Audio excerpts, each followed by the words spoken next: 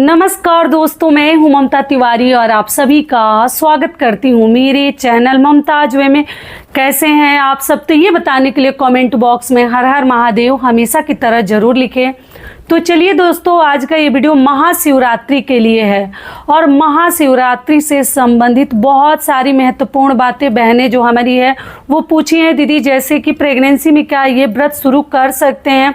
व्रत छूट गया है तो क्या पहली बार उठा सकते हैं?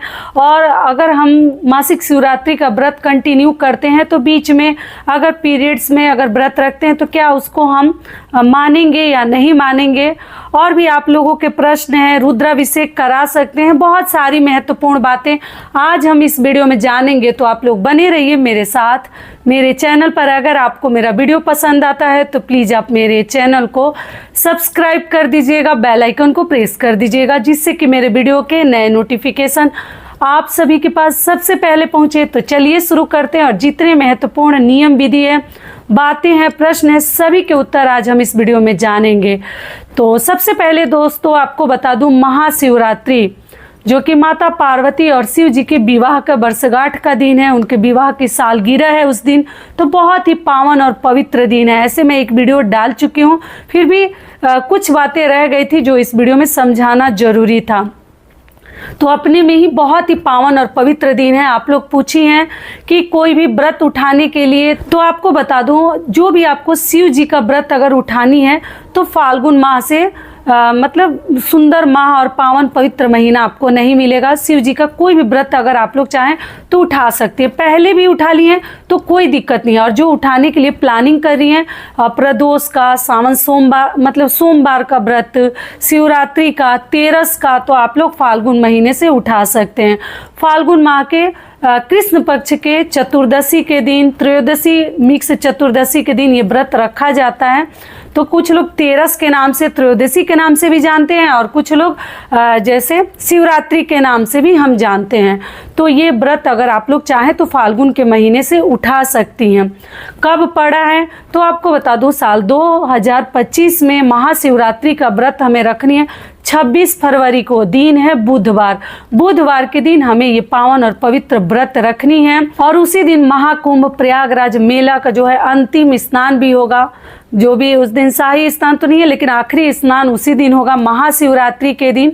तो बहुत सारे लोग जाएंगे, बहुत अधिक भीड़ होगी, तो थोड़ा सा अपना ध्यान रखते हुए आप लोग प्रयागराज जाइएगा कुंभ के मेले में।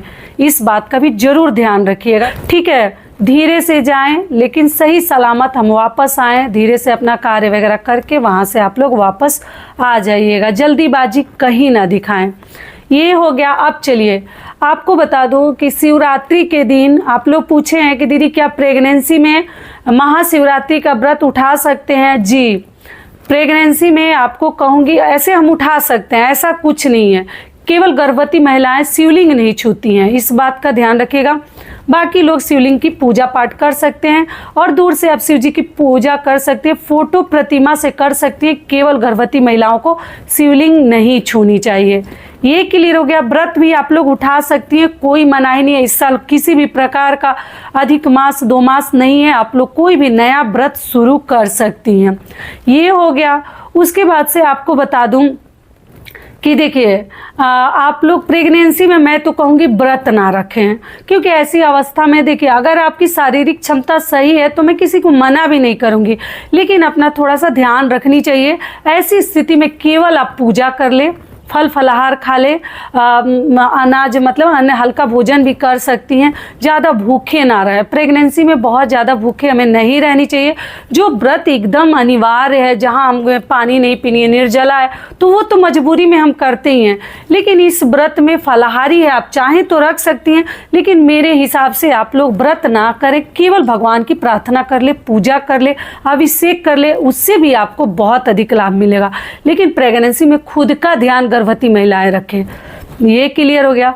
और अगला आप लोगों का प्रश्न है, दीदी क्या रुद्राभिषेक कर सकते हैं? बिल्कुल कर सकते हैं, एकदम निसंकोच कर सकते हैं। इससे तो पावन और पवित्र दिन आपको मिलेगा ही नहीं।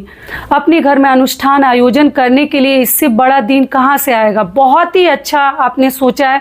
आप लोग एकदम शिव जी के लिए जो भी करना चाहते हैं, पार्थिव पूजना चाहते हैं, आप लोग रुद्राभिषेक करवाना चाहते हैं, या जो भी करना चाहते हैं शिव जी के लिए, जो भी पूजा पाठ आपके मन में श्रद्धा है करना चाहते हैं, आप लोग जरूर कर सकते हैं। और जो एक उपाय बताई थी फल वाला, बहुत सारे मतलब लोगों का ये भी प्रश्न है, क्या लड़के कर सकते हैं? लड़कों के लिए उनकी माताएं कर सकते हैं? सभी लोग कर सकते हैं, ऐसा कुछ नहीं है। लड़कियां, लड़के, माताएं, बहनें सब लोग कर सकते हैं। और इतने लोगों का जो मनोकामना इतने लोगों की जो पूर्ण हो रही है, उसके लिए तो मैं क्या बताऊं, मुझे कितनी खुशी मिल रही है। ठीक है, बाकी तो भगवान की मर्जी है। देखिए, जब उनके तरफ से अगर हमें कुछ कष्ट मिले, परेशानी मिले, तो वो तो हम इग्नोर नहीं कर सकते। हम कितना भी उपाय कर ले, कुछ भी करें, वो तो होकर ही रहता है। फिर भी इस उपाय से बहुत लोगों के कार्य संपन्न हुए हैं, आप लोग कर सकते हैं। ये हो गया। अब चलिए आगे आप लोगों का प्रश्न है कि शिवरात्रि का व्रत दीदी छूट गया है तो क्या हम कर सकते हैं? बिल्कुल कर सकते हैं, जब भी मतलब आप चाहे तभी कर सकते हैं। शिवरात्रि का व्रत ऐसा नहीं कि एक बार छूट गया तो फिर हम उठा ही नहीं सकते हैं। आप एकदम निसंकोच उठा सकते हैं, किसी प्रकार की चिंता और तनाव में ना रहे, ये व्रत आप लोग उठा सकती हैं। पूजा का शुभ मुहूर्त भी मैं आपको कोशिश करूंगी, 4 पहर की पूजा का शुभ मुहूर्त आपको मैं बता दूं। अभी तो वैसे टाइम है। अगला आप लोगों का एक और प्रश्न है कि हम ओम नमः शिवाय का क्या जाप कर सकते हैं या केवल नमः शिवाय का? दीदी जरूर बताइएगा। तो देखिए, आपको डरने की ज़रूरत नहीं है। सही बात है, आजकल कुछ लोग कह रहे हैं केवल नमः शिवाय महिलाएं बोलेंगी और ओम नमः शिवाय जैसे पुरुष लोग बोलेंगे। तो देखिए, पहले तो हम लोग इतना ये सब नहीं मानते थे ना, इतना अभी बहुत सारे नियम चेंज होते जा रहे हैं। ओम नमः शिवाय करके कितने सारे मंत्र, श्लोक और बहुत सारे गाना वगैरह भी है। तो हम लोग तो ओम नमः शिवाय ही करते थे। लेकिन अभी मैंने भी सुना है कि लोग बोल रहे हैं कि नहीं, ओम नमः शिवाय महिलाएं नहीं बोलती, केवल नमः शिवाय। तो ठीक है, अगर आपके मन में ऐसा लग रहा है तो आप लोग नमः शिवाय ही बोलिएगा, डरने की क्या ज़रूरत है। जो अब लोग जो भी कह दे रहे हैं, दिमाग में थोड़ा तो घुस ही जाता है। तो ठीक है, आप नमः शिवाय का ही मंत्र का जाप कर सकते हैं। महामृत्युंजय मंत्र भी बहुत सारे लोग कहते हैं कि महिलाएं नहीं करती हैं, ऐसा कुछ नहीं है। अपने किसी भी परेशानी में आप हैं, उसको मतलब उस बाधा को दूर करने के लिए आप महामृत्युंजय का मंत्र जाप कर सकती हैं। ठीक है, अब चलिए अगला आप लोगों का प्रश्न है, दीदी जैसे व्रत के दिन क्या बेलपत्र तोड़ सकते हैं? तो देखिए, पहले तो हम लोग तोड़ लेते थे, मैं ये चीज़ समझाई हूँ। मंदिर पे जैसे लोग बड़ा सा टहनी वगैरह रख देते थे तो हम उसमें से तोड़ लेते थे। वहाँ से जाकर अपने हिसाब से जितना हमें चढ़ानी होती थी गिन कर तोड़ लेते थे और लेकर चढ़ा देते थे। बड़ा सा डाली वगैरह लोग बहुत पहले से ही मतलब उस दिन सुबह ही तोड़ कर रख देते थे। अभी इतने सारे लोग नियम अब बोल रहे हैं कि सोमवार को नहीं तोड़ने का, तो ठीक है, एक दिन पहले ही मंगा कर रख लीजिए। तोड़ कर लाना हो या मार्केट से लाना हो तो मार्केट से तो चलो, तो वो लोग तोड़े रहते हैं। तो ऐसे भी तो मार्केट से हम एक दिन पहले ही शिवरात्रि के लिए मंगा लेते हैं, क्योंकि उतना सुबह कौन जाएगा। अभिषेक करना रहता है शिव जी की पूजा पाठ के लिए। देख लीजिएगा, व्रत के दिन मत तोड़िएगा, पहले से ही तोड़ कर रख लीजिएगा। उसमें भी मंगलवार है तो कुछ लोग बोलेंगे कि मंगलवार को नहीं तोड़ते हैं, तो ये आप लोग देख लीजिएगा। मैं कैसे बताऊं किसके यहाँ कब तोड़ते हैं नहीं तोड़ते हैं, ये आप लोग देख लीजिएगा। चलिए अगला प्रश्न है कि दीदी हम महाशिवरात्रि का मतलब व्रत तो रखेंगे ही, साथ में शिवरात्रि का, मासिक शिवरात्रि का अगर व्रत प्रारंभ करेंगे तो क्या जो मासिक धर्म में जो व्रत आते हैं उसकी गिनती होगी या नहीं होगी? ये बहुत सारी बहनों की सबसे बड़ी समस्या है किसी भी व्रत को लेकर, वो गुरुवार का हो, सोमवार का हो या जो भी व्रत हो। कुछ लोगों का कहना है कि उसकी गिनती नहीं होगी, कुछ लोगों का मानना है कि उसकी गिनती होगी। तो देखिए, मानने वाले लोग में से हम लोग हैं, उसकी गिनती होती है। आपको व्रत तो रखनी ही है, व्रत नहीं छोड़नी है। पूजा पाठ आपके घर में आपके पति हैं, घर परिवार के लोग हैं या जो भी है, जितना उनसे बन पड़ता है। ऐसा नहीं कि आप जिस प्रकार से एकदम विधि विधान से करें उतना ही वो करेंगे। जिस विधि से वो पूजा पाठ कर लेते हैं, आपके नाम से भी एक पुष्प चढ़ा देते हैं, तो वो पूजा फलित मतलब आपके लिए ही होगा। आपको चिंता नहीं करनी है। और वो जो व्रत है ना, वो उसको माना जाएगा, उसकी गिनती होगी। तो बाकी आप अपना देख लीजिएगा। अगर जो नहीं करते हैं उनको तो मैं बोल नहीं सकती कि आप करिए ही, जो आपको अच्छा लगता है, ठीक लगता है, वही कीजिएगा। और हम लोग तो मानते हैं, हम उसमें भी जो व्रत रखते हैं उसकी भी गिनती करते हैं, क्योंकि संख्या में जो व्रत रखते हैं उसकी गिनती करनी चाहिए। और बीच में आप लोग बोले हैं जैसे कि छूट जाता है कभी कभार व्रत, तो कोई बात नहीं। मासिक शिवरात्रि का अगर आप कंटिन्यू व्रत रख रही हैं और कभी छूट जाए किसी कारणवश, किसी परेशानी से, या मान लीजिए पीरियड्स में ही है, व्रत रख के क्या फ़ायदा जब पूजा ही नहीं करनी है और संख्या में तो आप रख ही नहीं है कि एकदम रखना अनिवार्य है, तो आप छोड़ भी सकती हैं। कई बार बता चुकी हूँ। या कंटिन्यू कोई व्रत आ जाता है, जैसे आज शिवरात्रि के रखें तो कल कोई तीज, जितिया, करवा चौथ जैसा बड़ा व्रत आ जाता है, तो भी आप लोग स्किप कर सकते हैं। ऐसा कुछ नियम नहीं है कि एकदम जान देकर 3-4 व्रत करनी है तो करनी है। बातों को ध्यान से समझिएगा।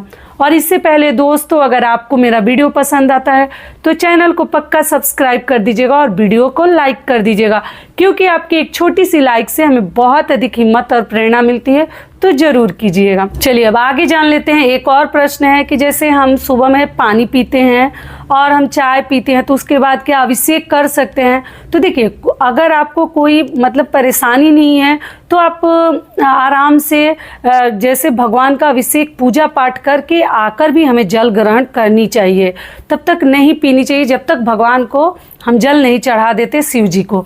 लेकिन मान लीजिए कि कुछ आपके साथ परेशानी है, कुछ मतलब ऐसी शारीरिक परिस्थिति है जिसके पानी के बिना, चाय के बिना आप रहेंगे तो आपका तबीयत खराब हो सकता है, हेल्थ इशू हो सकता है, तब आप क्या कीजिएगा कि कोई बात नहीं, आप कुछ खाए या ना खाए, जल पी सकती हैं, आप लोग चाय पी सकती हैं, उसके बाद भगवान का पूजा पाठ कर सकती हैं, कोई दिक्कत नहीं है। लेकिन बासी मुंह से मत कीजिएगा, स्नान ध्यान कर लीजिएगा, उसके बाद ही आप लोग चाय पीकर और तब भी भगवान की पूजा कर सकती हैं। कोई ऐसी बात नहीं है, शारीरिक क्षमता के अनुसार ही कोई भी व्रत उठानी है या करनी है।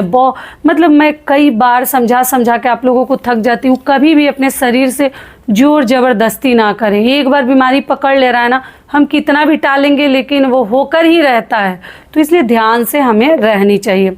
ये भी हो गया।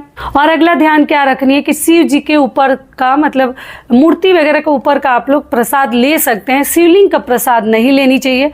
जो चढ़ाते हैं वो घर मत लाइएगा, और उस पर कुछ दक्षिणा वगैरह जो चढ़ाते हैं वो सब वहीं छोड़ दिया जाता है। और प्रसाद लाकर न बच्चों को न पति को नहीं देनी चाहिए। ऐसा माना जाता है जो शिवलिंग का प्रसाद खाते हैं गरीब होते हैं, हमारे बड़े बुजुर्ग कहते हैं, हम लोग मानते हैं। मैं चाहती हूँ आपको भी बता दूँ, आगे आपकी इच्छा है, आप लोग खाना चाहते हैं तो खा सकते हैं, लेकिन मानना चाहते हैं तो मत खाइएगा। जो प्रसाद साथ में लेकर बाकी देवी देवताओं को चढ़ाते हैं, या जो बच जाता है मंदिर का बचा हुआ प्रसाद, वो घर में आप वितरण कर सकते हैं, लेकिन शिवलिंग का प्रसाद मत लाइएगा। सारी बातें क्लियर हो गई। और पुष्प वगैरह बेलपत्र भगवान के शिवलिंग से आप लोग उठा सकते हैं, ले सकते हैं और लाकर रख सकते हैं अपने लिए। किसी भी शुभ कार्य पर जाते हैं तो उसे लेकर जाएं। तो आशा करती हूँ कि सभी बातें अभी आप लोगों के समझ में आ गई होगी। तो ये वीडियो मेरा यहीं तक का था। फिर मिलती हूँ एक नए वीडियो में। तब तक के लिए नमस्कार। स्वस्थ रहिए, सुरक्षित रहिए और जहाँ कहीं भी रहिए खूब खुश रहिए। धन्यवाद।